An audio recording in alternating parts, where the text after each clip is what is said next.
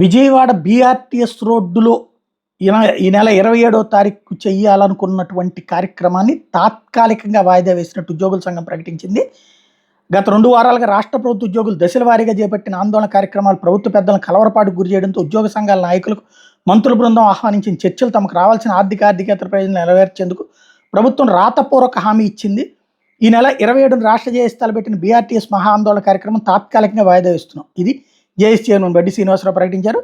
తాజాగా ఉద్యోగులు మధ్యంతర వృత్తి కోసం ప్రభుత్వం ముందు పెట్టినటువంటి డిమాండ్ మేరకు ప్రభుత్వం స్పందిస్తూ ఉద్యోగులను సత్వరమే 12వ పీఆర్సీ ప్రయోజనాలు కల్పించేలా పీఆర్సీ కమిషన్ వేగంగా పనిచేసేందుకు చర్యలు తీసుకున్నాం కాబట్టి మధ్యంతర వృత్తి ఇచ్చేందుకు నిరాకరించామైంది అని చెప్పారు. ఉద్యోగులు వైద్య ఖర్చుల నిమిత్తం ఆసుపత్రులు చెల్లించాల్సిన మొత్తం 70 కోట్ల రూపాయలు, సిపిఎస్ ఉద్యోగులకు టీఏడీఎల్ నిమిత్తం చెల్లించాల్సిన మొత్తంలో 100 కోట్ల రూపాయలు వీలైనంత తొందరగా విడుదల చేసేందుకు చర్యలు తీసుకుంటామని చెప్పారు. పెన్షనర్ల డిమాండ్లో ప్రధానమైన క్వాంటమ్ ఆఫ్ పెన్షన్లో మార్పులు చేసేందుకు చర్యలు తీసుకునేందుకు కూడా ప్రభుత్వం అంగీకరించింది. కాంట్రాక్ట్ ఉద్యోగుల క్రమబద్ధీకరణలో ఉన్న అవాంతరాలను అధిగమించి వాళ్ళకి న్యాయం చేసేందుకు కూడా ప్రభుత్వం తక్షణ చర్యలు తీసుకుంటుంది.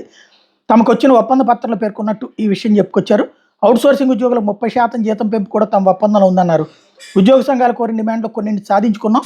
ఉద్యోగ సంఘాల నేతలతో ప్రభుత్వం రాతపూర్వకంగా చేసుకున్న ఒప్పందం ప్రకారం డిమాండ్లను మార్చి నెలాఖరు నాటికి పూర్తిగా నెరవేరుస్తున్న ఆశాభావంతో ఆందోళనను తాత్కాలికంగా విరమిస్తున్నట్టు ప్రకటించారు.